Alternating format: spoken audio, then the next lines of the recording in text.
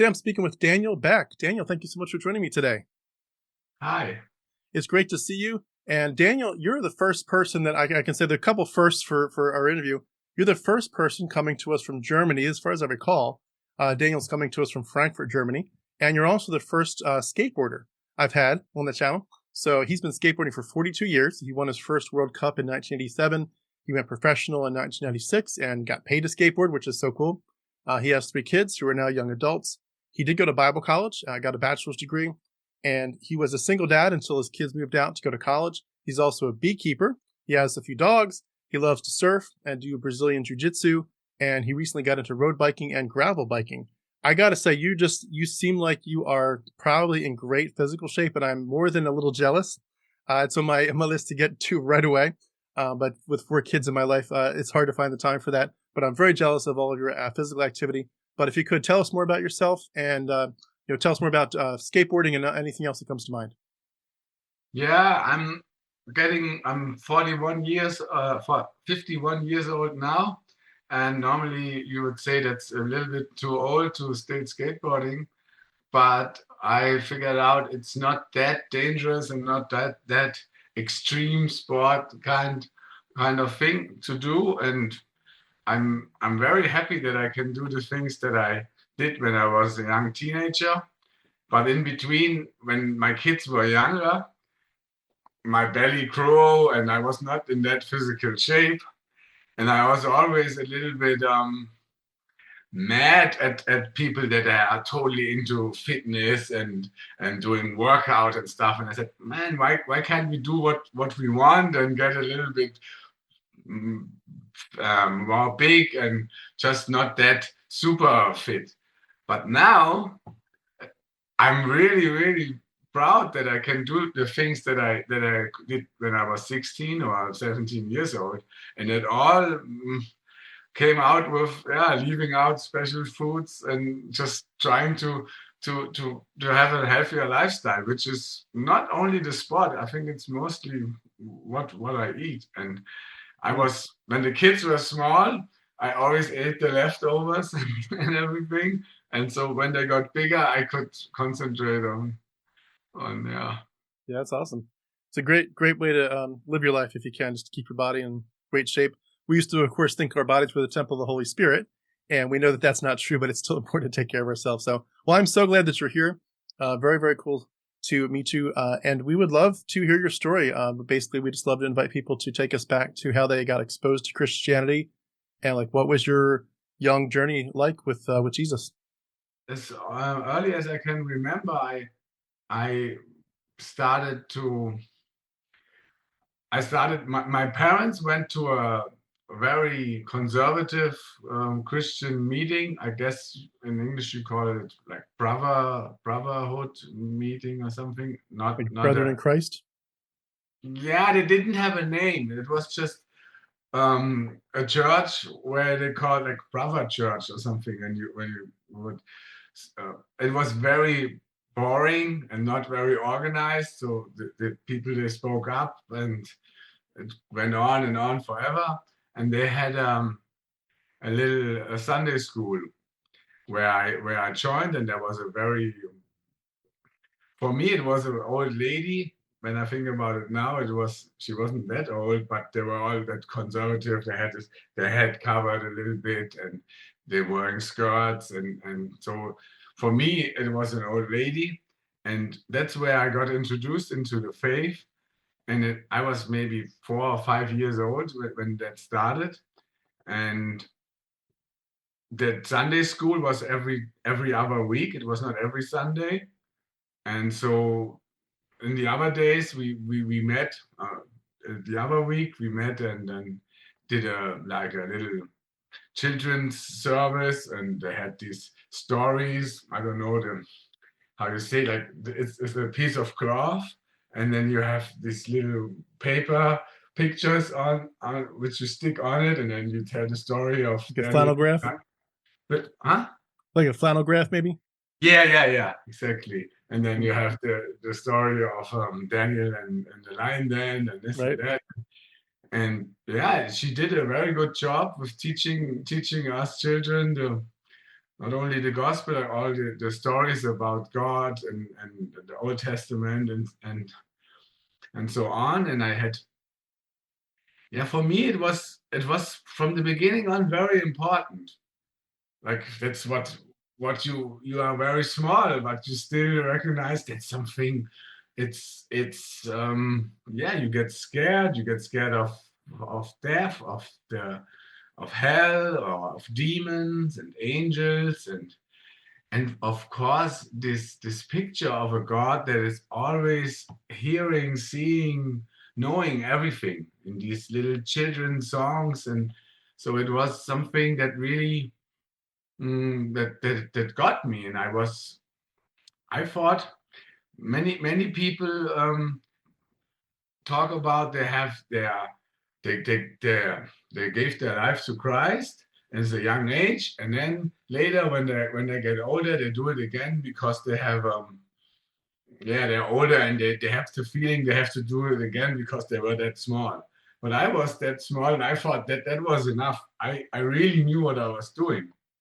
That one night when my mom went when it was like a Bible holiday, something like a weekend somewhere. And it was just me and my mom, and she was gone, and I was alone in that room, and I mean, if I recall it now, I had toothache, but I was alone, and I told her I have toothache, and she said, "Ah, you got this, you can stay here." And then when she came back, I told her I gave my life to Christ, and I prayed, and I did the sinner's prayer and everything. And for me, it was a very big thing. I thought it was something meaningful. And then I was a Christian. I mean, I didn't really know what that mean, but I knew I was saved, and I knew I had this I go to heaven now.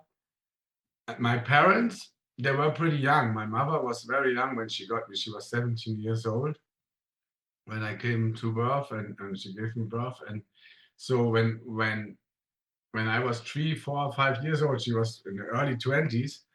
And a lot of times they left me at home.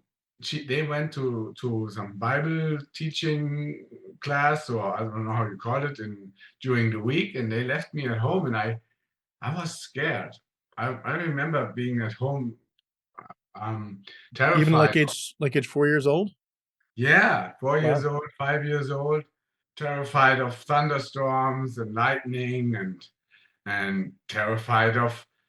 I remember leaves. Sometimes you go to the toilet and then the some flowers, some plants, they just drop the leaf, and I thought that's a demon. That I was always scared. It was. I remember that I was scared when I was young, and I remember I had nightmares. I had nightmares of something with the devil, and I got like the. I don't know. Sometimes I think it's a mixture of movies that I saw, because in the early 80s and 70s there were all these Jesus movies, and I saw that one movie where Jesus is threatened, or where he meets the devil, and the devil shows him in the desert all the kingdom that he could have, and he didn't take it, and I kind of dreamed something like this, so that the devil offered me the power of the world, and the world shattered down, and I was so small, and it was pretty pretty hard. And my in Germany it's very Catholic. The Protestant and evangelical way is not very common in Germany. In Germany, you're either Protestant or Catholic, but the Protestant is a different way. It's a very liberal way. I don't know the similarities in America, but it's like a very shallow belief. But the Catholic belief system is very strict and very traditional. So I knew my grandmother or her sisters and my relatives, they weren't go to heaven because they don't believe in the right way. When I was small, I always tried to convince them to take off the crucifix. Is it the right word? Yeah. What you have on the wall, or to stop praying with the rosary thing, and you don't have to go to the to pray at the church. You can do that at home. You can talk to God, and it was, yeah, it was big for me to see that they don't believe the right way. But when you go there and you meet, and then now later when I went to church, there was many people with little children. But back then over there was mostly old people. There wasn't many kids around, and the Sunday school was not that big, and it was not so that I really thought, "Oh, I'm looking forward to go there and meet friends." Back then, I mean, of course, in the 70s, it was still different too. They were pretty rough on kids. So you had to behave very well, otherwise you would get smacked or you would get punished some way. And I remember that those people, they were, even it was not my dad. Someone hit me, and he said, "Oh, your son, he wasn't behaving well, and I had to hit him." And he said, "Oh, good that you do it." And I thought my dad said, "Hey, you cannot do it," but yeah, they were into that. And then when when uh, when I got older, the I think I have to tell you more about the Christianity in Germany, or the way where how we lived it was very exotic. Everywhere else, it is like, oh, you go to church. It's like some people go to church, some don't, but they would never come up to you and say, "Oh, you're born in Christ, and you have are you going to heaven, and do you believe Jesus comes back or something?" That would be considered weird. But we were that kind of people.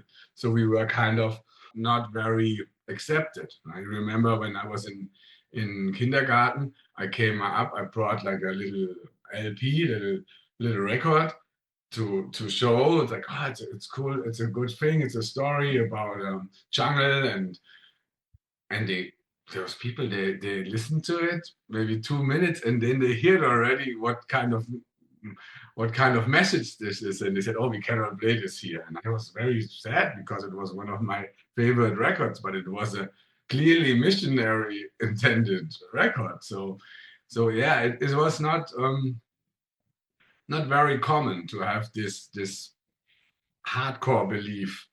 Can I ask, when you were talking about when you placed your faith in Christ, as you got older and began to really understand theology more and understand what the Bible was really teaching, and just got more exposed to Bible teachers and maybe memorizing verses, hearing more sermons, etc., hearing the songs, when you began to really understand what was going on with the words salvation and gospel and redemption and things like that, how did you understand what was actually happening in terms of your salvation? Like, what if you were to have, if someone were to say to you at that time, "Dan, I'm not a Christian, but you are. I want to know how to get to heaven," what would you have said to them?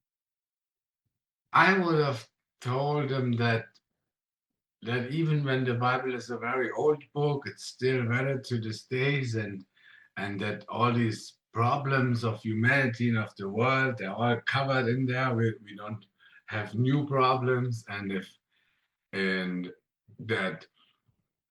that sinful humanity, that sinful in us, is separates us from God, and the only way to go over that gap would be over the cross, through Jesus' blood, and that he kind of been to that hell that we should go, and he saved us because he died, and we don't have to die. And if you just say the this and the prayer, and if you just commit and you really mean it, you really want to go um, to have a relationship with Jesus, then he will save you, and he will forgive you, and you will be his child, and you can't lose this. You will be like family. It's not something you buy or something you draw on. It's something it's a status you can't lose. Hmm. So would you say that the cornerstone of your faith was Jesus' death and resurrection? Yeah, Yeah. yeah. That was something from the early beginning. My grandma, because she was very Catholic, and they have more this righteousness through works. And I always told her that she told me when I was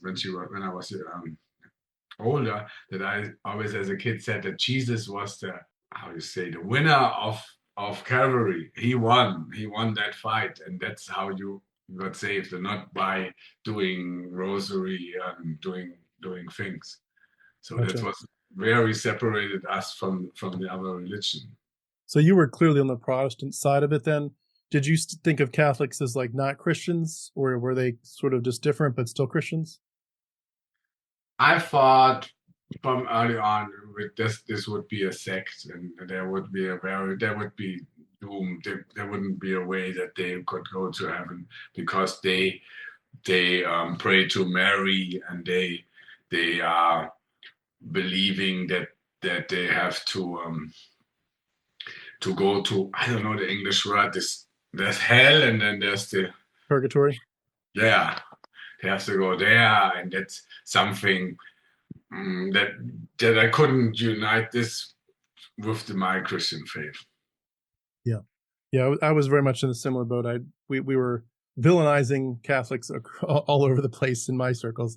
As Catholics were just everything from they're not saved to the Pope is the Antichrist. But Yeah, if yeah, yeah, totally. in terms of the Bible, what did the Bible mean to you as a Christian? Mm, I have to.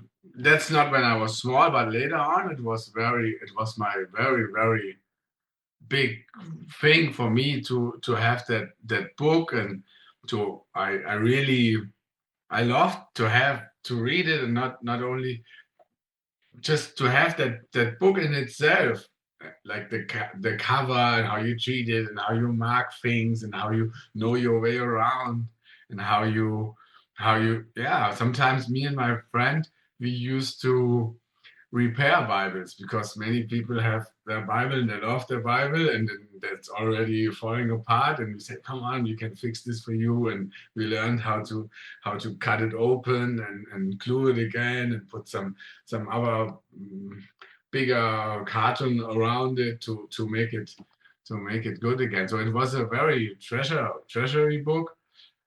When I was in Bible school, I got to learn it a different way. Before, it was had more this mystic, magical way, but in a Christian sense, or in this holy spirit, you take it and you read it, and you don't really understand many things of it, but you think it's all very holy. So I had it took a while that I really got my way around it. It was very interesting to read the Revelation, and stuff like this, which are all dark and spooky, but it took a while to really understand that many things are really not meant to read for I don't know, for Sunday service or something. Yeah. Did you feel that like as you got, closer and closer to the Lord that you were getting deeper into theology and understanding sort of all the different things it was teaching, and did you get the sense that you were growing in your faith over the years? Yeah, I always said that when I was very into evangelism, and I telling people in my skateboard community about Christ and about the Bible, and I always could tell them, like, look, I've never went to all these every Sunday to Sunday service, and I never really read the whole Bible, but I know this and this, and this is something I don't know. No, I didn't get it through people. I got it from God Himself. Now I know. I had a very good Bible teacher in the beginning when I was small, and she indoctrinated me very good. So, but later when it was maybe from 2000, 1996 to 2006, maybe 10 years, which were very intense, where I really got to know the Bible better, and really um, it was more and more treasury for me, and very, yeah, it was that. And that's why I went to Bible college, because I thought, when it's such a good book and such a book with so much value, I was scared that I say things that don't value it on the right way, or that I preach something which is maybe just wrong. Yeah. Yeah, I agree. Was your goal with that as well to go into ministry of any kind? Yeah, I thought that I would be like an evangelist or like a missionary in my scene, in my skateboarding community, and that was my plan. Yeah. Hmm. Now, when you got married, at that point in your life, were you still very strong in your faith and still a Christian? And was your wife at that time a Christian as well? No, maybe I start and tell you about how my upcoming, how that really came to my life, because when I was young, when I went there to the Sunday school and my parents went there, it was all like it's a very nice memory. But later, as I said, my mom was very young. My mom couldn't really live up to standards that a Christian woman should live, or even not a Christian woman, because she had many different men, and she left my father, and then we moved somewhere else, and I had to come with her, and it was like a very unstable time, a few years. And my father, he kind of out of faith and out of maybe because the guy where my mother was living with was kind of alcoholic, and he abused her, and then there was violence, and so he took her back, and we had a new beginning together. We were gone 1 year, 2 years, and then we had a new start, and then we went to close to Frankfurt from a smaller town, and then we had this new life. We went to church again, and everything was kind of seeming going great again. But my mom still had issues with other men, and sooner or later they divorced. And so for me, it was it was a cut. Then after the divorce, I never go to church again. I mean, never, maybe once or twice.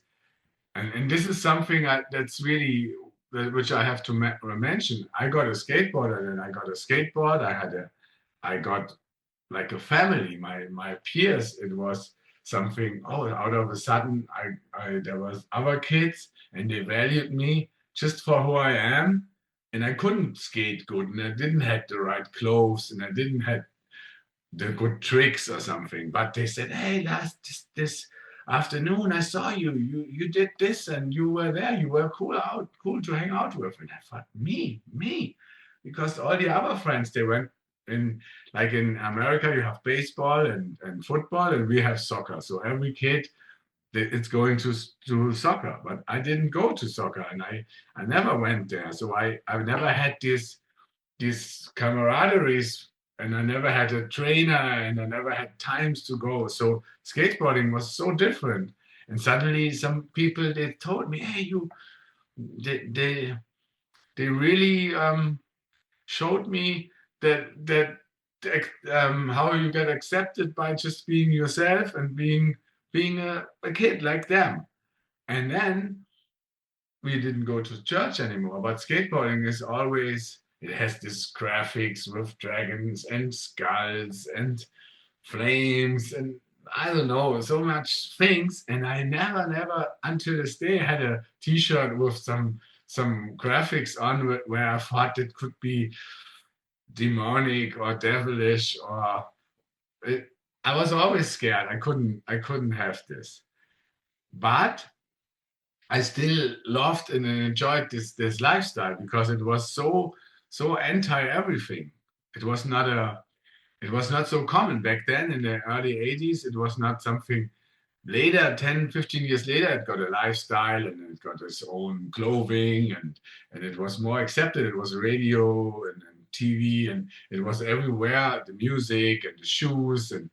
But in the beginning, that was not there. So I found my little place there, and then I went skateboarding with my friends. And as you in America. Now it's in some states legal. In Germany, it got legal last year. But before, when you smoke marijuana, we don't have marijuana here because it's somewhere else. We call it hash. We don't have the plants. We only have the it's a different way of smoking it. And that's I got involved in that. And I was with the big boys and I was the small guy and I got totally in that lifestyle.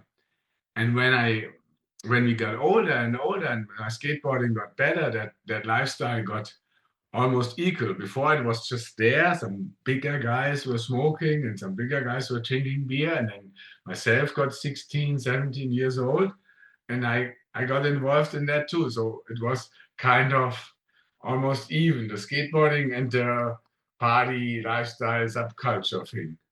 And But we you would have are said in that time frame, you still would have said, "I believe in Jesus." It was just starting to change in your lifestyle.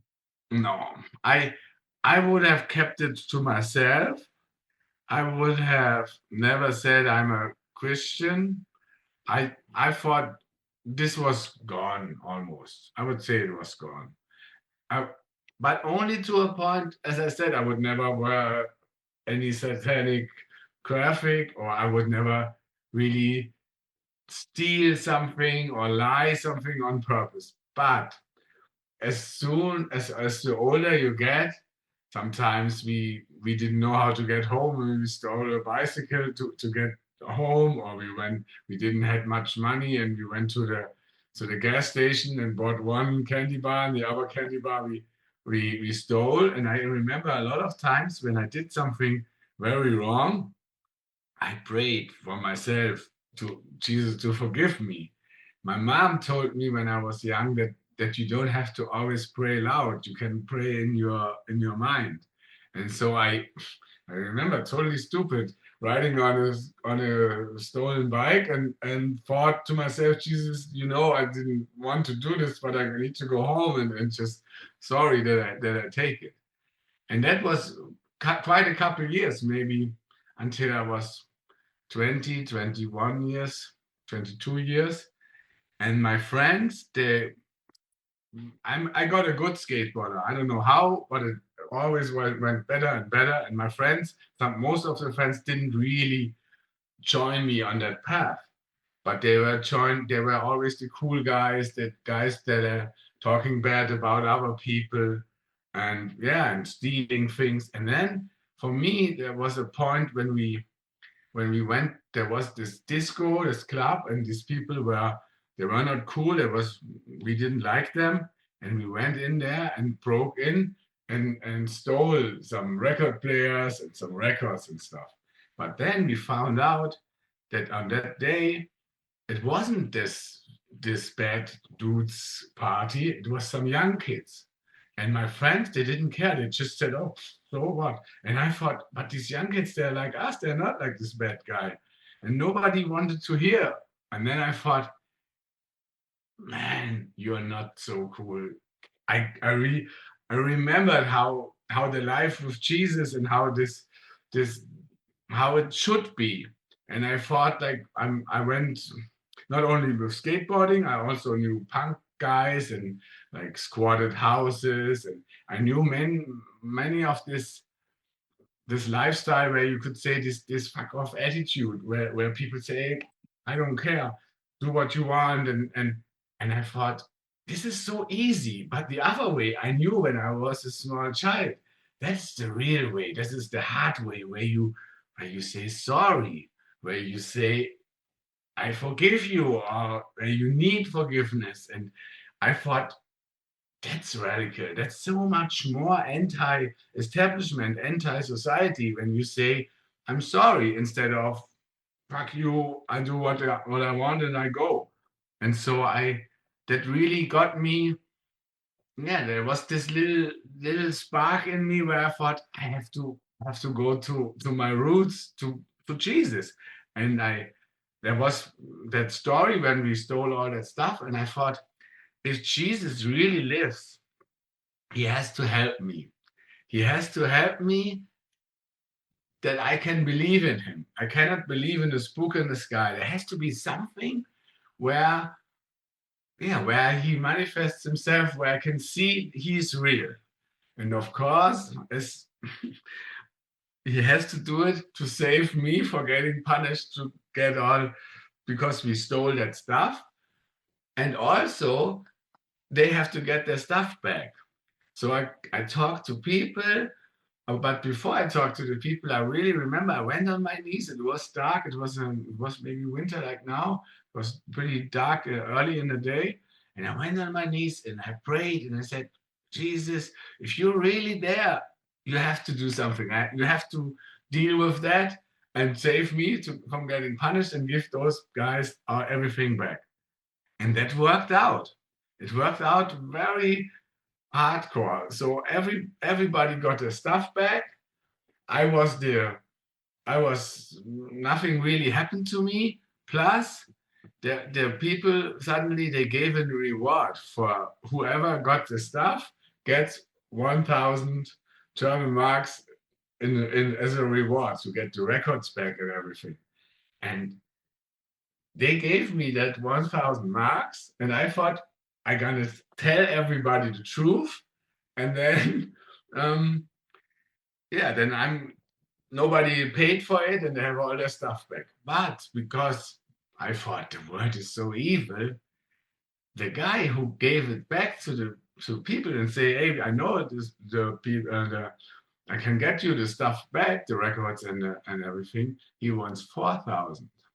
So he took 3,000 for himself. But when I came and here's all the stuff and everything, yeah, it was us. And you know what? You can have the 1,000 back. It's here. I don't want it. They were like, what's 1,000? We paid 4. And then this other guy, he was totally, so it was exploding like a bomb. And I thought, it's God. See, everything comes to light. And that's what I was so encouraged and so, yeah, for me that was the beginning of the new life. God is real, God is there, and I'm not coming with him. My friends never told me again, are you coming with joining us when we go and steal something or anything? So they thought I'm out of my mind. Why you want to give it back, and why do you tell everybody? My parents now know it, and it was very, now I think it was not such a cool move that it's my decision when I want to go to be a Christian, but not my friends. Yeah, it was not such a cool thing. This was maybe 96. And then I had this new beginning, and I had my old little Bible. It was just a small Bible and very tiny typeface, or I don't know how you say it. So you know how small they can be. And Yep. yeah, it was nice to read in there, and I talked to people and I told them about Christ, and the thing was, many people were interested in that. There were not so many people that told me like, Daniel, come on, Christian, are you are you serious?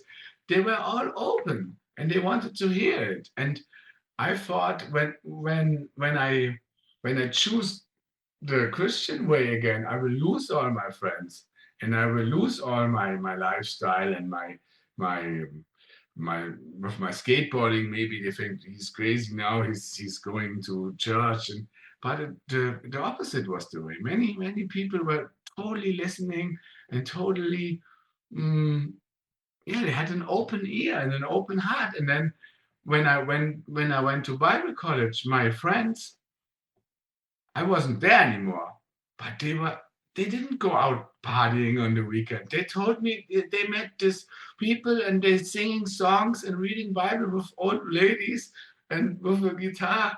And I thought, if God isn't real, why they don't go to the disco and go to the clubs anymore? Why are they yeah, they're listening to old-fashioned music and boring Bible stories if God isn't really there. So it was has a very big impact in my life, and because I always said, as I said before, I never really been in that much ministry things, and I didn't really study the Bible that much. So everything I knew from God, I thought is from the Holy Spirit, and He taught me. And this is just something. It's like it's a miracle. I couldn't do maths, and now I can do maths. I wasn't spiritual before, but now I am. And see, you know me from before, and so I had this very, yeah, the people that were listening to me. It was very. Sometimes I thought my house is going to lift up and we going to heaven. It was a very strange way because many people sometimes it was ringing on my door in the Yeah. middle of the night and people said, hey, I know you don't know me, but in this party you were talking about Christ and I want to know more. And I thought, what? And in the middle of the night, some random guy came up to me and wanted to listen to something about Jesus. And he was Muslim, and his father was Muslim, and he couldn't do this at home because it was not accepted. And it was crazy. It was a very intense time, and it was the beginning. And so I went to church a lot. I went. I got to know my former wife. She wasn't Christian at all. But when you go to church, and then you always have this special days where they're especially made for people that never did the decision for Christ. And then she stood up, and you see, Danny, look, your wife is standing up. And she stood up and she got accepted Christ. And so you were together saved. And that's when I thought, I never went to school when I get my skateboarding career kicked in. School was not that cool anymore. So I had sponsors, I got money, I go around Europe and meet people, and so school wasn't. And my mother was not there to really tell me, hey, you're crazy, you first do school and then do skateboarding. So I thought if I go to Bible college, I will have a degree. I have something really what I didn't accomplish when I was younger. And so I thought, okay, I go to a Bible college, I look for a right one, and I went in 2 or 3 different ones to check it out, to stay there for 1 week. And then I went to the most conservative one, but it was a very big one, had like 350 students, and there are missionaries and people from Dallas Theological Seminary. So it was it was very conservative, but I liked it. I liked it very much because I came from that wild scene, from this wild life, and suddenly there was structure. Suddenly there was something that kept me, that gave me a very straight way and boundaries. Mm. It's interesting you And mentioned Dallas Seminary. That's where my parents went. I was really, curious. You mentioned though that your wife wasn't really saved. Like, were you expecting that she was going to get more serious about the Lord in the future? Was that your thought, and that you would kind of get her back on the right path with God? later I knew that I got to know that this is an issue. I didn't thought about this. I thought I didn't really thought that she would get Christian or not. I knew before we married, I talked to her a little bit about Christianity, and she wasn't all that. Leave me alone with that. But I didn't really thought about what happens if she doesn't really is going to be a believer or something. So I was very mm, I didn't care, not care, yeah, careless maybe. Yeah. Gotcha. Hmm. So what were some of the earliest seeds that began to move you into the spot of questioning your faith, where you were, learning there's more you have to investigate? When I was in the Bible college, there were always some people that questioned the scripture, like, look, it's written here, why it doesn't happen. It says you won't sin anymore when you are saved, but we are sinning. And then they try to come around with stories and with other passages of the text, but they always said, look, it's written here. Why? What are we doing with that verses? But I never had this. I always thought what they are telling me that made total sense, and they had this very conservative way, but it was still something I expected when I go there. I know the truth, and then from the first semesters on, I had to realize there's nothing like a real truth. It's you can always say think about it this way or that way. And but I still didn't really think about it. But as I was a when I was a very small child, I always thought Jesus did one sin. For me, it was clearly that he sinned one time. And as I got older, and now in the Bible college, that thought got bigger and bigger, and thought when I got kids then myself, and I thought when Jesus went with Mary and Joseph, yeah, when they went to go somewhere, I don't know, Jesus got lost and they were looking for him. And then he was in the temple preaching.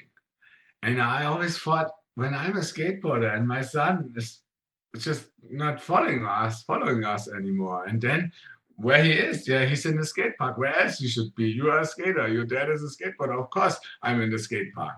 Or of course, if you play football, I'm at the soccer field. And why are you looking for me? I have to be there. And I always thought this is clearly a sin because he didn't act like a child has to act. And then I asked the people there, some teachers about it under four eyes because I didn't want it to be a heretic or something. And they said, yeah, I know your point. And it totally makes sense, but no, it can't be. Jesus was without sin and it can't be. And I thought, come on. I mean, he didn't was not a good boy. He just left his parents and they were scared. It was not just for 10 minutes, he was gone. And I thought he was not sinless. He did something wrong when he was a kid. But that kind of stayed in my head, and it didn't really bother my faith. But when I came back from Bible college, in the Bible college was somewhere in North Germany. And in North Germany, there were many Russian people. They lived in Russia. They were Germans, but they lived before the World War, and I don't know how they got there. They got there somehow, and they are very, very conservative believers. So when they come back to Germany, they have a very strict life. They don't drink alcohol. And Christians in my churches, they drink alcohol. So when we had in my house, when we had every Wednesday a meeting with my Christian fellows and read the Bible, and we sang songs and we prayed. And when that was finished, that official part, everybody had a bottle of wine and we were drinking and not getting wasted, but we just had this community and drinking, eating, and talking about. So, but that would never happen with the people that from Mennonites and all those kind of people from Russia. And when those churches, because they were very strict, very how to say, there was for young people that was very hard because they didn't wear pants for example.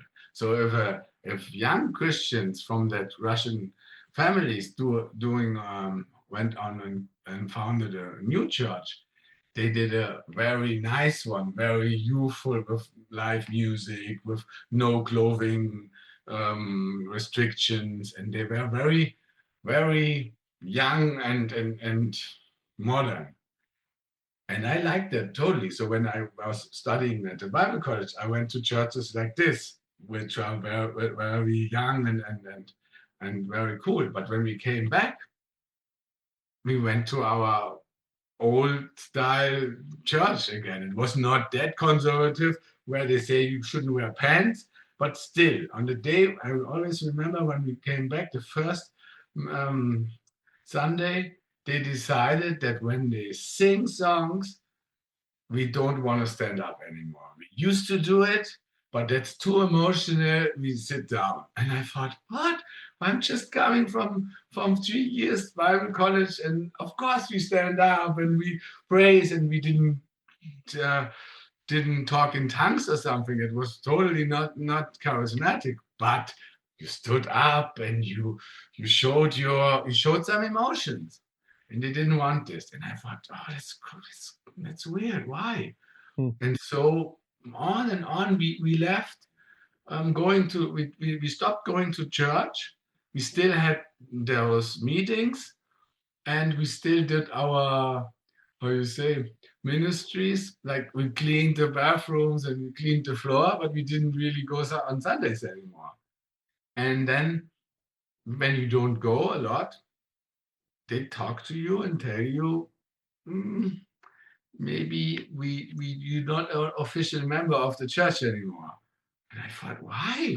I'm totally Christian. I've just been there. Yeah, you can, but when there's other people coming and they know you are in our church member and you don't come every Sunday, that's not so cool. So they kind of um, yeah, they right. I don't know how to say, but not Yeah. kicked me out, Kicked but you out of the club.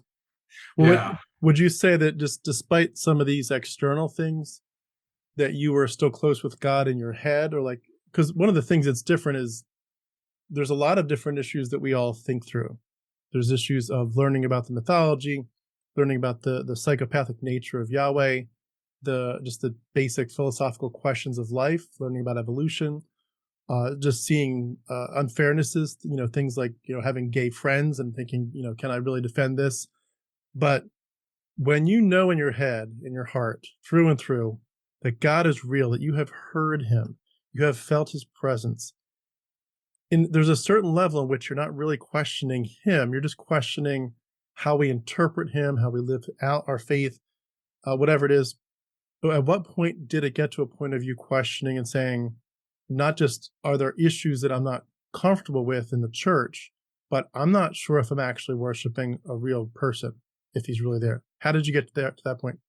There was one step in between when I didn't go to the church anymore. I thought I'm going back to my childish belief, like Jesus said, if you don't believe like a child, or if you believe like a child, you are.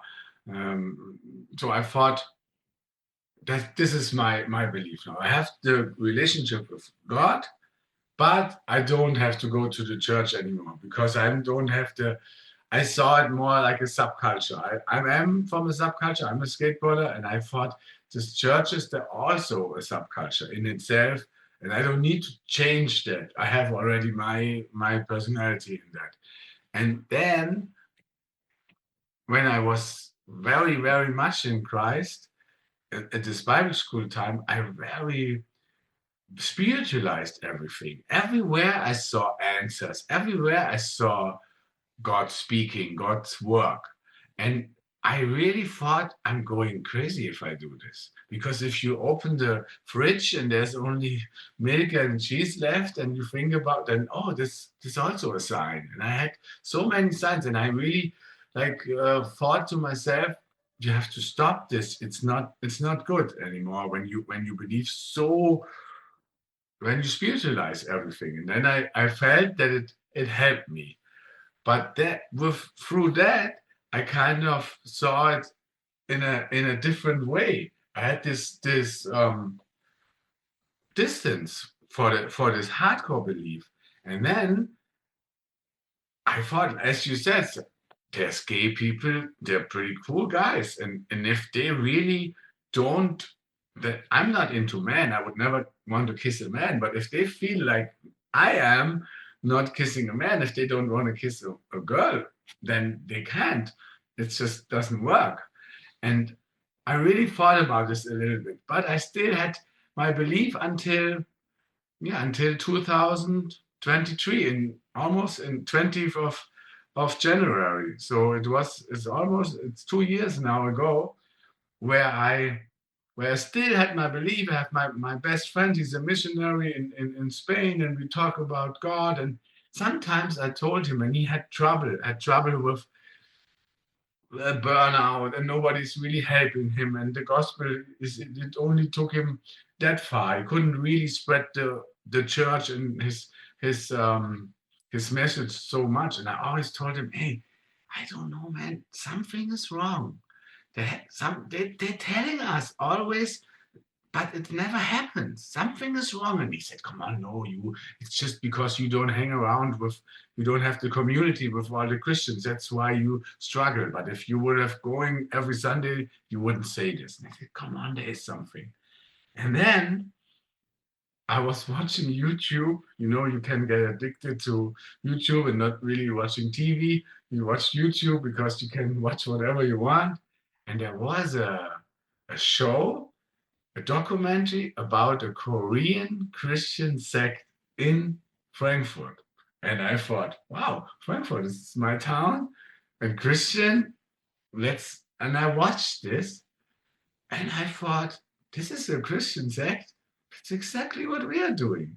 And then they showed that they're doing interviews on the street, on the shopping streets.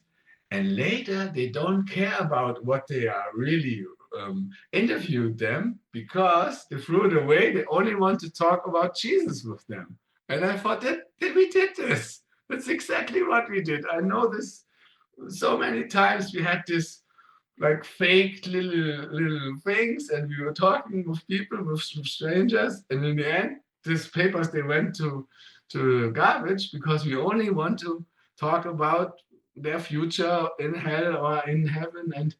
And then, because I watched it on my big television screen, I paused and I could look up some paper that they had to be a member of this church, of this Korean church. You have to sign something. And I read it and I thought, there's nothing wrong about it. This is totally our way of believing. And I was shocked, because I thought, this is not so cool. They really, yeah, they really, how you say, they're not honest to the people they're talking to on the street. They want to make them a believer, but they tell them something different. And Right. I knew that strategy, but I thought it's not honest. And when that was always only a half an hour. When I was finished, I did something that changed my life. I pressed in YouTube search, leaving, in Germany you say Freikirche. It's not a regular church, because it's a free church, because you don't get paid by the government taxes. So I wrote that in, leaving Freikirche. And then there were not much, maybe 4 or 5 different video clips. And the first one I saw, it was like we do, just with a webcam. And there was a guy, they didn't really weren't very sympathetic, and it was made not very good, not very light. But as soon as they start talking, I thought, no way. What, these people, they really think about my struggles, my things. And it got me so hard that suddenly people talk about things that I never knew I had. Because I thought, when I left the church, I'm good. I have the good relationship with God, and I really, I don't have to think about it anymore. And suddenly they were talking about things that I was scared to think. I was always scared to have doubts. I was scared to say, like, for instance, what's up with all the people that lived before missionaries come? And then we always said, yeah, that's God's deal. God is just righteous, and He will do the right with them. He will. We were never brave enough to say they're damned. They're going to hell. So if you're going left, like Australia is discovered in 17 something. So before what's up with all these people? They must have gone to hell. And we never, I don't know, we were never brave enough. And then suddenly some topics came up and I watched it. And then I remember this so good because then I thought, if God is not real, but I experienced so much. I experienced so much. One time I was stealing things out of an office building, and there was a gap between that one house and the other. And when I jumped down, I could jump down and go to some windows. But when I came back with a little bag with a VCR recorder and some money and some things, and I had to cross that way again. And I put a ladder up there, and the ladder was shaking, and I was walking, and my like in a movie, my knees got weak. And I thought, I can't pray now. I'm stealing things, but I don't want to die. I don't want to fall down 3 stories. So I prayed to the Lord and say, "Come on, save me. I don't want to die." And then my knees suddenly got strong again, and I went. And this is an absurd feeling, but I still thought God helped me in that point.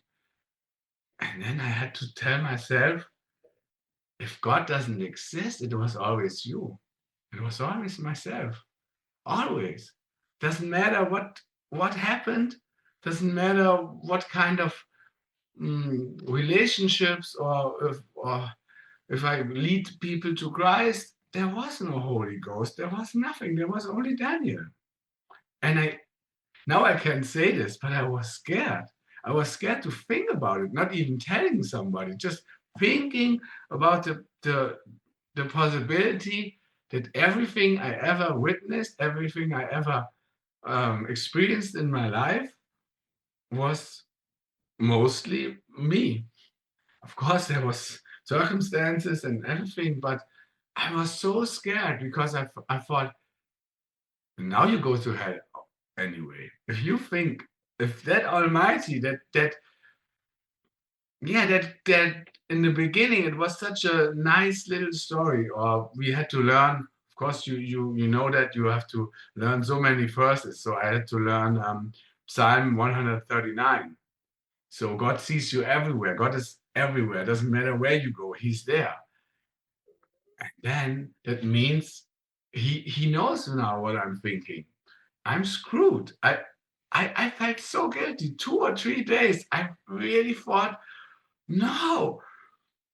And then I had this, I have a friend, he's not Christian, not nothing at all. But I told him, like, I don't know, I think I'm gonna leave the faith, but I don't know, maybe I need to go to therapy, maybe I have to go through 1 or 2 years of a transition where I take it down a little bit. And then he said this simple, nice words. He said, "Come on, you decided your life, you decided it on one moment to want to follow Christ. And you can decide one time to unfollow him, to unbelieve. It was your decision." And I thought, yeah, that makes totally sense. So it's just my decision if I want to believe anymore or if I don't. And that helped me. But the strange thing is, I didn't know what kind of package I opened, because it is not only in the beginning when you lead somebody to faith, to Christ, you say, "Oh, you have to give your." Oh, I have to. That's why I have here something. ChatGPT was already there.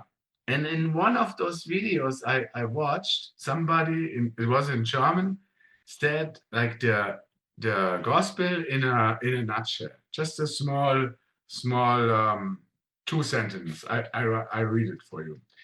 Jesus came to free us from the burden of our own guilt and imperfection, which was caused by the betrayal of evil in the form of a talking snake, by saving us from the punishment of eternal damnation in the lake of fire. And that's what I believed. And then I told ChatGPT, tell me this again. And then tell me how a psychologist would say it. Tell me like a sociologist would say it like 3 or 4 times, and every time it didn't make more sense anymore. I thought, a talking snake, a burning lake. Why? It just didn't make sense. Everything what made sense before, it was so. It was just like a story, like a fairy tale. Because why a snake, and why everybody has to go to hell because the snake was talking, and and why I have to get saved anyway? What did I do? And that was a very very big aha erlebnis where for moment for me to see, oh, it was a story. It was all just a story. But as this is just one sentence, so you can lead somebody with that one sentence, with that little package to Christ. But then when you live in faith, it's so big. It's so many things where the belief system is catching your reality. For example, yeah, how you act up with how you see gay people, or how you think, how you treat the government, or how you think, what's going to happen when you die. Or for me, a very very big part of my Christianity was I didn't believe in evolution. I have bees, and the bees, they are so smart, they can do everything. And I know this can't be on just by accident. And I thought, oh, this is so many things that they came up to me, not I couldn't even imagine. Sometimes I was crying. For example, I had all my Christian books on the addict, because when you study, you have so much Christian stuff, and you cannot put everything in your living room, and you have, I don't know, even the dictionaries, the Greek dictionaries, the old books, and I saved that everywhere. And then I thought, I'm going to move, and I have to give this somewhere. I didn't want to throw it out because they were very expensive. So I went to a Bible seminary thing, which was close to my house. And I went there to the bookshop and asked them, do you know somebody who can need those books? And they said, yeah, we have a pastor. His house burned down, and he would be totally, oh, it would be so nice if you. I said, yeah, you can all have it. And I gave it to them. And I was really, we need to get a little wagon to carry all that stuff. And then in my car was some old stuff, some which I brought to the recycling thing, to the trash. And as I came home, I really felt very free. I gave all these books away, and I put garbage away because I'm going to move, and I lost my wallet. My wallet was gone. And immediately I thought God punished me. Of course, you just gave all those expensive books, Bibles, and everything. You just gave it away for free. And of course, God just told you you are wrong. And I knew it, that's not true. But I couldn't erase that thought. I was crying. I thought, why I still have this in my head? Why I cannot be just logical? You were working. You did really much stuff, heavy lifting, and normally I put my wallet in my jacket, but I had it in my hoodie and in this thing, and it must have fallen out, and it's gone now. It's just gone. And I was very sad that I still believe that. And that's what got me, that I thought, oh, there's so many other things where you still have these old feelings, these old explanations for things. And now it doesn't happen that much anymore, but still, when something bad happens, I still think maybe God is still there, and then I always, in Germany, we have a little sweet, a little, I don't know, so candy, which you don't swallow, which you, I don't know, lutschen. And it's called Take Two. It's just a name, Take Two, because I don't know, it tastes so good. You just take. And I always think God really watches you if you don't take two, if you take three. He watches you and punishes you. But when very, very bad things happen in life, it doesn't matter if it's the war or the nature or people get cancer or I don't know, he doesn't do anything. He just sits there, stands there with his arms like this and doesn't do anything. But if you take one candy more, you have the baddest feelings and you just think you are just a bad person. And this is something, it doesn't go away that soon. Because I was, as I said in the beginning, I wasn't not the guy that was always in church.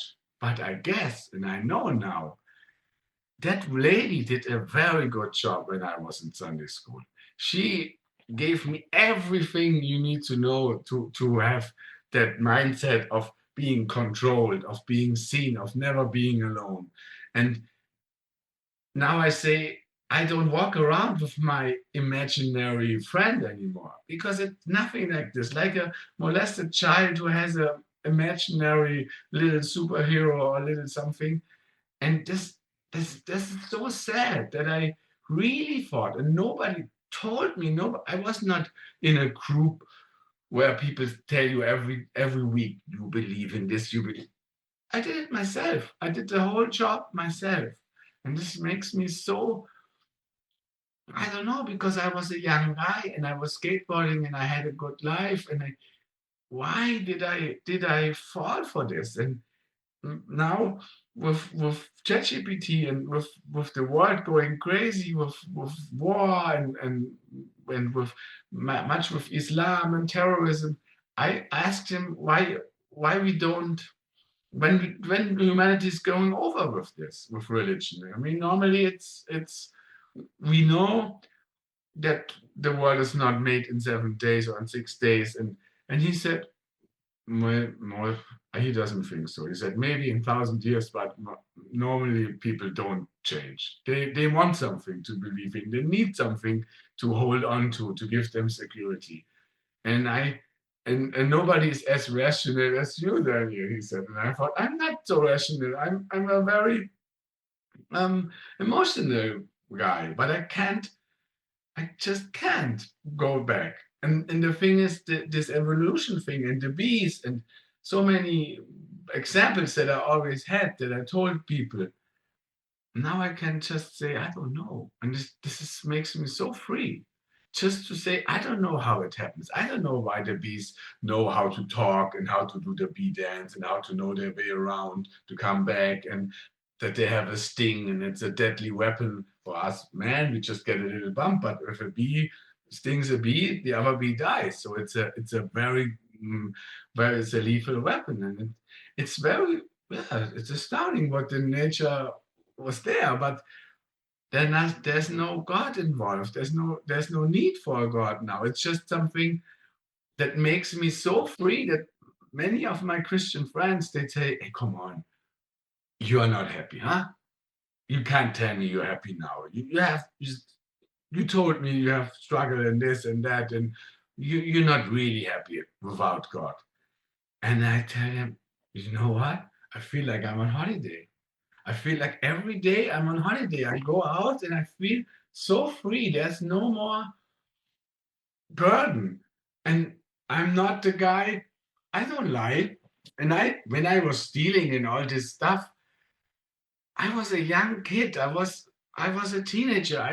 I guess many people do this. I don't want to say it's good, but I don't want to say I'm this bad, devilish guy who stole a VCR from an open window in a not of on a house in an office room from anyway from a bank or something where I thought they have enough.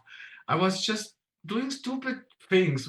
And when I got older, I was thinking about now what we're going to talk, and I think maybe my ex-wife and getting kids and being responsibility and being a father changed a lot of my lifestyle. It's not necessarily the Holy Ghost and God that changed my life, but because before I always stepped in, I said in some shit, something happened always to me. But when I came to Christ, oh, then my life changed, and I don't even expect anymore that there's crap on the floor. I'm just experiencing good stuff. it was myself. I changed my lifestyle. I hang around with people that that read the Bible and had their. For me, it was very funny when we meet in these house meetings. Everybody brought their own how you say in English, house shoes. You know what I mean? They Yeah. didn't come with their sneakers. They had the extra pair of slip-ons Okay. for Or the slippers. yeah. And I thought, this is crazy. They bring their own slippers where I'm from. These punk rock guys, they don't even, I don't know, they don't even take the trash out, and they have their own. And and now, of course, my life changed then. So it's a very very relief to not believe anymore. And when I wake up or when I go to sleep, I feel like I'm enough. It's just me. I don't need somebody to pray for me, or I don't need to pray.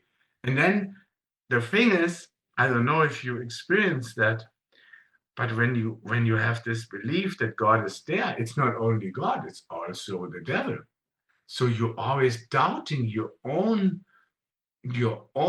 choices, um, your own way how to think about stuff, how you evaluate, or how you choose things. You always think that voice inside you could be evil, could be bad. So I am bad, and now I, of course, I don't think I know everything. I don't know much, but I know I'm not. I don't have to doubt my own way of judging things, and this gives me so much freedom, because sometimes when you think as a skateboarder, or sometimes with family, you have kids and you have bad feelings, or you're scared, you have anxiety that your kid, something happens to your kid, or this and that. And now I can just take that thought and just, come on, that's a stupid thought, nothing will happen, and you move on. But before, i I was in that circle and think, okay, maybe, yeah, you should read more Bible, you should pray more, you should do this more, you should do more time together with the Lord. That's why these thoughts come, and I gave them so much more room in my head, and that caused something. I had feelings that I don't have anymore. I can just say, come on, of course, it can happen. Of course, it's a young boy and he goes out and he's going with the boys to party, but he's a good guy. I can believe in him. I don't have to believe there's an enemy that fights and tries to, like, he's going around like a lion and looks who wants to eat, and all this. Oh, that was such a heavy rucksack that I had always. Hmm. It sounds like you're touching on a topic that I love to think about, and that is just all the ways that you begin to sort of reclaim yourself, reclaim your identity, reclaim your personality. And in a lot of ways, that's a process of healing, which you're touching on here. You're healing from this theology. Were there any other major parts of the theology that, as you really started to get further and further away from it, that you had to say, like, wow, that really damaged me, and I'm so glad I'm rethinking it, and got you to a better spot as you healed through it and thought through it better? Yeah, as I was thinking about, like, the Christian upbringing and the Christian or my life in general, I thought those demons and those devil and all these stuff that's always around us, and that's always somewhere, but we cannot see. And as I told people, like when we go to Bali or to some spiritual place where the religion is more about spiritism, and I always said those demons are real, and I believed that. And as I said, I didn't not only choose a skateboard graphic where there was something there. I really thought people could be bad. And I looked at them and thought, look, you can see it in their eyes, or of course they're listening to death metal, and you can see they have a connection with Satan and stuff. And it just, I was, when I'm honest, I was scared. I was a lot of time. I was scared. I was scared in the dark. I was scared to listen to the wrong music, or to hang out with the wrong people. I really gave room to that spiritual ways where I now think that's that's you cannot tell these little children. I was so small, and to be a strong kid, a strong human, you have to trust your parents and trust yourself, and be encouraged to trust, and build up self self-esteem. Yeah. But that was all gone. And I feel now that it's one place one point to say it was all you, Daniel. You did man up and walk over that ladder across the third floor and didn't fall down. But it's another way to think you are on your own. You are the one that's in charge, and you don't have to be scared. And as long as, when I was younger, I don't know, today it's not like this anymore, but when I was younger, there was horror movies around. And of course, you shouldn't watch them, but you still, somebody has that tape and you watched it. And I always think now, why I watch this? Because my children, they never watched some, I don't know, Friday the 13th or something, and they just go down to the basement and get something, and there's no light, and they're not scared. They don't think there's somebody with an axe standing there. And this is just a picture of somebody, some crazy man escaped from a hospital, has an axe. But we were scared for real demons, for something that Jesus fought against, and that is written in the Bible. And all this is gone now. And this is something where I learn how deep that was rooted in me. And this is such a relief to think I can laugh about it. And the thing is, I would never. In America, I know it's a very thing to curse, but you say curse too also if you say the F word, or if you say shit. But here in Germany, when you say cursing, you really mean something where you go against faith or against God. And I never did this in my life. I thought, I never even said, oh God, because as a Christian, you don't say that. And this is something I don't really want to do it. And I don't even know what I want to say. But sometimes I just say, oh God, because it's funny, because it makes me strong. Because when I think something is very annoying or very disgusting, I say, oh God, because it relieves me, because I know there is no God and I shouldn't have said it, but I'm just saying it right now because it's fun. Yeah, it's so embedded in our psychology in some ways. I know what you mean. I was just curious. A few final questions. When you began to think through this to the point that you're describing, what was the first time that you expressed your lack of faith to your loved ones around you, your family, friends, and what was the response like, and how has that gone, especially with your children? My children were the first ones I told that, but they said they never grew up that way. They never, when they got in that age where they can remember, I was already far away from the church. I had my own beliefs, and I thought if they have questions, they will ask me. So I never really talk to them like this. So they said the only way they remember Sunday school is they didn't like it because we were always late. And the other children was already there. And when we arrived, it was kind of embarrassing because they were 10 minutes too late. But that's the only thing. But I have good relatives that are believers, and I talk to them, and they got mad. They got so mad. They shouted at me. They were totally like they said, I know myself, and if Jesus wouldn't be there, I would have killed people, I would have been a murderer, I would have killed myself, and and they hang up. And then so someone never talked to me again. So I really recognized, oh, oh, it's a very big thing. It's not okay, you don't believe anymore. It's a very big thing. And then I recognized that when I went to Bible college, of course, people were supporting me. All those relationships, they are very hard now. And with Facebook, I didn't go to Facebook a long time, but because I was always the Christian guy, when I went back to Facebook, I really did a very graphical post to say, fuck Jesus, fuck everything, because I don't want to be that guy anymore for you, because I was always that Christian guy.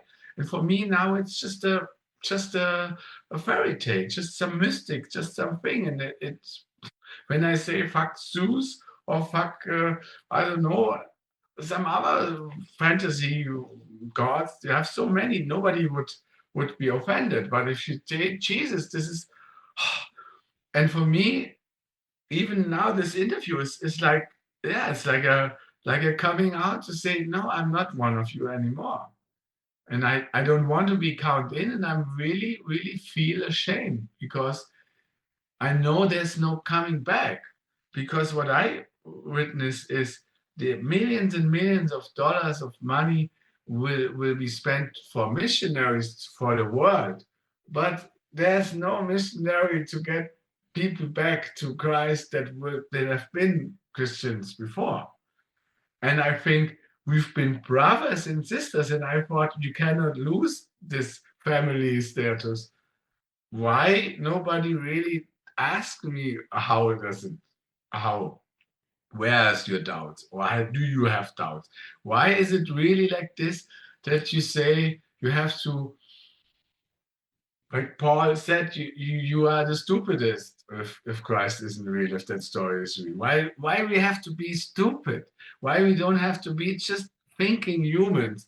And when I was listening or watching YouTube clips now, I listen to a guy. I never thought about this, about Noah's Ark. And now I come, that's my way. Before it was evolution and creatism. And now I think, come on, do you really think every animal was in that ark? I mean, we are discovering animals now every year. There's new animals, and many animals already died before even thousands of years, and they didn't fit in. And I did some reasoning for myself, and now I always hope that people would go and engage in the conversation, but they don't. Nobody is, and this makes me sad, Mm. because I was the guy talking to people they didn't want to know about God, and they Right. were open. And why the people that are believing in God are not open for criticism? Mm. Mm. It is crazy. It's so sad to see it, and they can't see it, and they won't see it, or a mixture. And it is. It's so sad to see it, because you feel like you're wasting your lives over mythology. It's crazy. I was just curious, when you're looking at other people that are going through this process. Obviously, a lot of people are really having a rough time, whether it's that they just personally feel wounded by it because they thought it was so real, and it feels like a real loss. They lost their heavenly father, they lost heaven, they lost the security, they lost their place in life and time and eternity. They lost everything. And it's difficult too when you add in how many people will be facing ostracization, shunning, where their family will write them off. For the people that are still in that, and it's really hard, like they're just maybe at the beginning phases of what you went through. What advice would you give to people like that, where they're not settled, and they're not going to be settled for a long time? What would you say? I would encourage, like when you are living in Christ, you always the Bible always tells you that you will lose family, that you will lose friends in because of His name, and you are willing to sacrifice a lot. You are willing to sacrifice maybe a lot of parties, a lot of lifestyle, which is normally normal. Just maybe have sex before you marry, or have some experiences, and you really do it because you know that you will have an afterlife, and that's the real life. But if there's a chance that your doubts, and that you're thinking, or that you when you got disappointed by maybe people of the church, or maybe even by the pastors themselves, by the preachers, if there's a chance that this all is wrong, then it would be just as the other way around, to sacrifice maybe that security, and that feeling of having a sense in life, and having the truth, because it offers a very simple truth. Everything is black and white, and those people come to hell, or this is allowed and this is not. But in life, there's so many colors, and the life is not lived by the way of good and bad and nothing in between. And one of the very, very most strong words I got out of the Bible college was not written in the Bible. Some lady told me, or told the class, that the best is the enemy of the good, and good is just good enough so often. And we don't have to reach out for the best always, because when we're never satisfied and always want to go for the best, we can't really appreciate what we have. And mostly, I don't want to have spread some negative thoughts, but we only have today. Today we are healthy, or today we can do something, and we can talk, and we can have experience. We don't know what tomorrow is. Of course, I live that I plan for tomorrow. I don't live just today as a very young kid and there's no tomorrow, but still we appreciate that. And then I would also say we don't have to go to this. Or many told me that you don't have to, how you say, you have to, with there's this word saying you pull out the baby, the bath with the baby, or how you Well, the say. baby with the bathwater. Yeah. Yeah. And I hit this in that so often. I said, why not? If before I went full on to Christ and said, that's my life, I commit, and now I can say, no, I don't. I see it as nothing that really helps humanity, helps the world in itself, and it helps me as a person. It doesn't help me to feel guilty. Why I should be guilty? My mom and my grandmother, she was born in the Second World War, and but she was never a Nazi. She doesn't never worshipped any Nazi people. Why I, as her grandson, should be feeling guilty for that just because I'm also German, and this is just three generations. But then you think about Adam and Eve, how long is this going? Um, why should we feel guilty for something they did?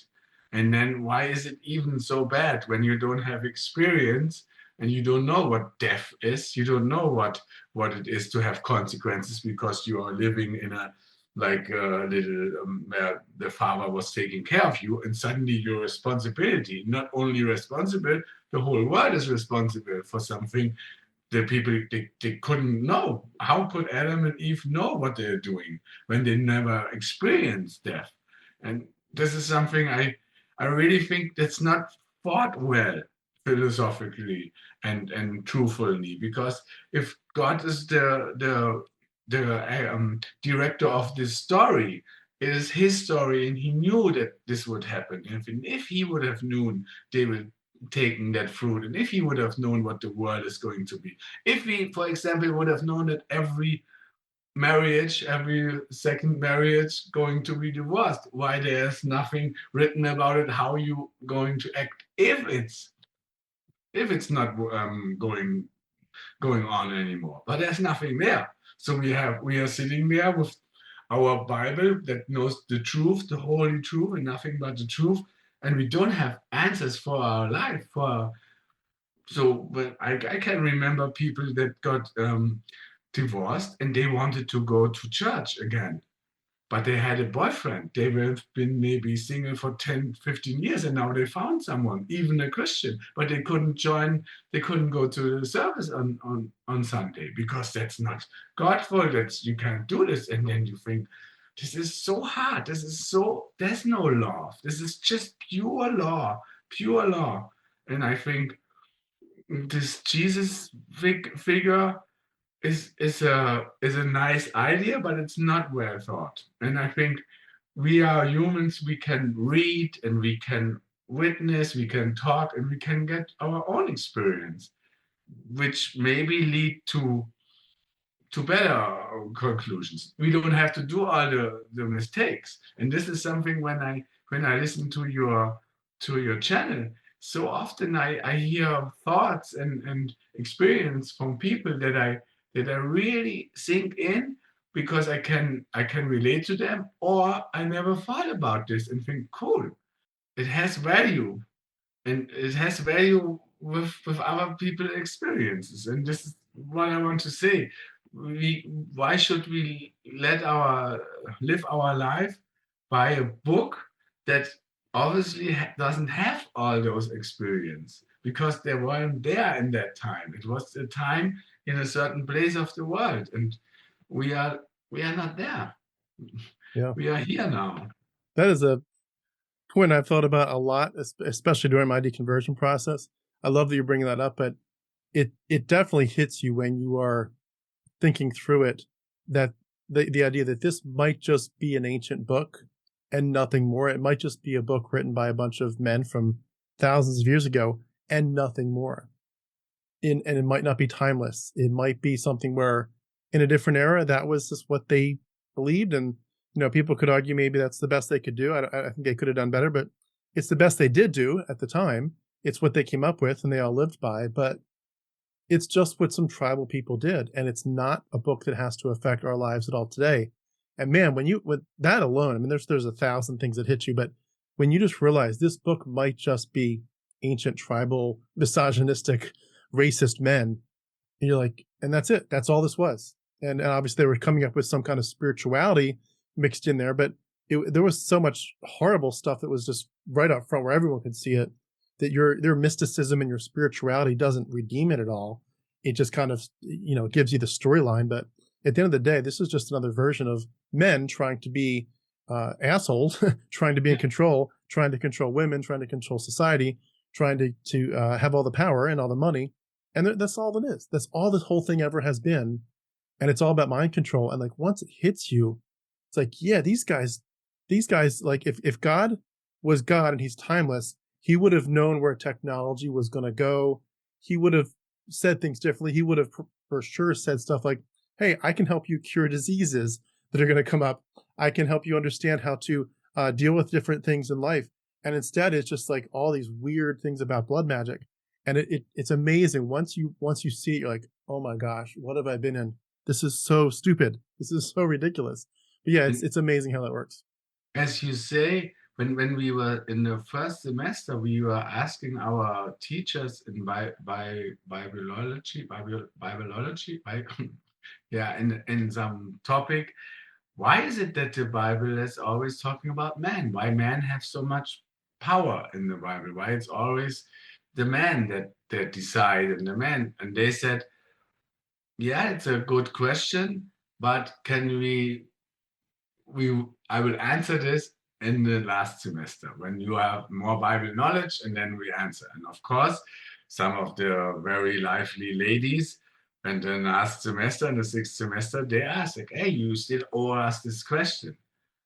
And then this man said, it's just written very casuistic.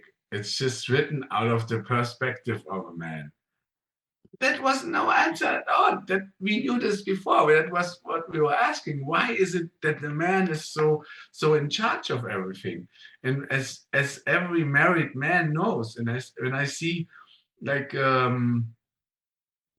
tribes in Africa where there's maybe the man is allowed to have more women, or if the man is very very patriarchic, as a married man, a woman, it doesn't matter what's standing in the book or in the culture, she has the power to make him do what she wants, because she wants to make love, and making love with somebody who doesn't want to make love is not very satisfying and not very fun, not very lovely.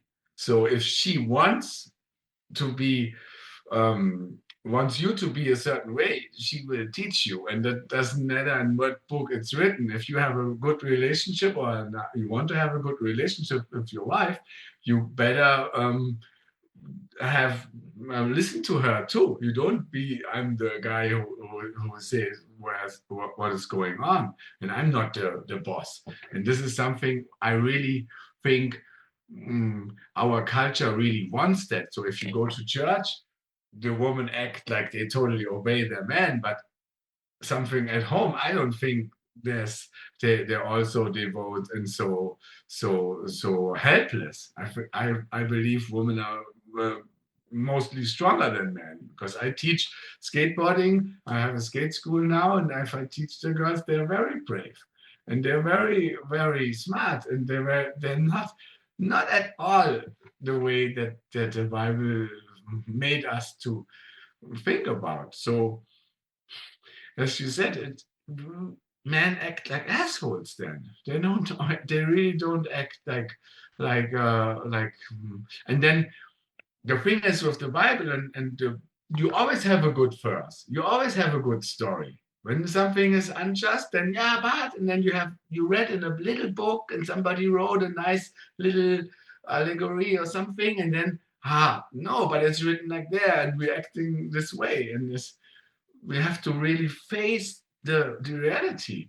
And we don't want to talk about politics, but if I come from Germany now, the first time I was laughing about things, but then my Christianity was over, and I thought, okay, but many Christians vote for something that you can't. You have to see there's something bad going on, and where's the Holy Ghost now? Where is it? It leads you in truth. Yeah, but this guy obviously doesn't talk the truth, and he doesn't really want to talk the truth. So I'm scared now. Now I'm scared. Before I was just amazed and laughed and think I couldn't, it was more like a comedy show. But now I think, because the world is, um, there's also different religions, and they are not as critical as we can be. We can talk about it and have conversations, and we had this for hundreds of years. But in Islam, you don't have this. And now there could be war, could be really something happening, and then the people think they're on the right side. Jesus is on our side. We are the good ones, because we go into service, we pray, we read the Bible, we act a certain way. And this mm, makes me scared, because I know how deeply your belief system can be, and your faith can be. This Yeah. is something I really think, hmm, it shouldn't be that tread like, oh, it's a personal thing. You believe it's just your personally. It's not just personally. Should be something educated people 2025 should know, that we are humans, and there's no spiritual thing about us. Yeah. It's amazing when you step back and see what's been going on, especially recently. You realize that, we're always about the threats that are out there, whether it's natural threats like hurricanes, or the threats of war or weapons or whatever. And you just think, those are all real, but there's also a really big threat that we will simply have extended brainwashing across the board, where people literally cannot see that they are destroying our culture. And I think, arguably we're seeing that in real time every single day these days, where Christians and the people that are siding with Christians, or at least claiming to be Christians, are literally destroying our society at the very deepest levels. And it's amazing. I don't think there's a way to say this that really sounds positive, because I think a lot of the political stuff going on right now is just so dark, so negative, so toxic. But if you could put it this way, like, is there anything good that's happening? One of the good things that is happening is, like, so many of my interviews, people said that, the leadership where when Christians vote for horrific people, that helped them see, like, oh, like, why are you guys voting for that person? That's against Christianity, and all the Christians are doing it. It's like, oh, so maybe you're not my people anymore. And I think what we're going to see is, in many ways, there is this Christian nationalism stuff that's going on. It's very prevalent in our society, but at the same time, I think a lot of people are going to wake up because they're going to say, I don't actually want this. I don't want Christian nationalism, and this feels like you're oppressing my neighbors and my loved ones and my friends. And I think it's going to be interesting. I think we're going to see a wave of horrible things in the next few years. But we're also going to see a wave of people escaping Christianity like never before, where they're just gonna be like, I'm horrified at what my own parents voted for. I'm horrified at what my siblings voted for. I don't want to be a part of this anymore. And I think it's going to be a crazy, crazy next few years. But I think it's going to be interesting to see how many people escape because of it. So I know I've asked you a lot of questions, but I do want to say I do want to wrap up soon because I've asked you a lot of stuff, and I feel like we've covered a lot. But is there anything else that we haven't touched on that you wanted to add to wrap us up today? Yeah, just want to add, like, especially because you are from America and the people from Europe came to America and they did very, very bad, treated very bad the Native Americans. And then we could always say those were Catholics, they didn't have the right faith. And so it was our excuse to say they didn't had this real Jesus. They didn't really have the personal belief. They were just religious. But we can say this now. These are really those people that are evangelical. These are the people that have that original faith that we think brings you to heaven. And how can they do the same thing? Then it's something that is happening right now, and not hundreds of years ago with the excuse they didn't really believe. So I think it's very, as you said, it's a very positive thing for people to realize. It's an easy excuse to say, yeah, but they're not real believers. They don't really believe. Only our church. If they would be in our church, they wouldn't be like this. I don't know how it is in America. It's different, but in my Bible school time and in my thing, I don't see so many colored people. I don't see so much mixed things there. There are some, but the books, the authors, and all those stuff, this is just white people, and this is something where I think, why is it always America? Why is it always coming from the US? And then I look at myself and think, I'm wearing a jeans, I am wearing a t-shirt, I ride skateboard, I listen to American music all my life, and I like Michael Jackson when I was young and even now. It's so much influence. And maybe, yeah, I don't know. I'm very glad that I meet you and that I can hear um, not only stories, just people telling outside from their experience, from their heart, what they believed. And so I know it's not a thing to say Americans or this and this are like this. There's nobody. We are all individuals and we are all living here. And we find each other if we look, if we are curious and if we are brave to look what's underneath the stone and not just close our eyes. Yeah. Well, I love that you said the word brave right there. I think that's what our current situation is going to call for, is a lot of bravery for those of us who can, to speak up and to be proud about the fact that we are different, we have escaped, and that we're going to try to change this culture. And I appreciate so much people like you who are willing to share your story, because I know it's hard to be public sometimes about it, knowing that there's consequences, but it means a lot to me personally. So thank you so much for sharing your story. And I'm just obviously so glad you got out. And that's always the big celebration to me, is you escaped. You got a chance to live your life and to help some other people on the way. But I appreciate you sharing your insights. And I do hope that, as you continue to have a voice there in Germany, that, your voice could expand.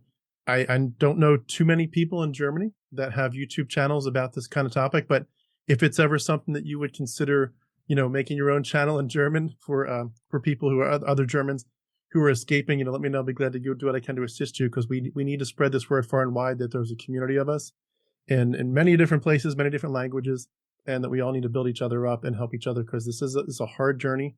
And in many ways, it looks like it's going to get more difficult, but we're going to do our best. We're going to support each other through it. But Dan, thank you so much. It was great to get to know you today.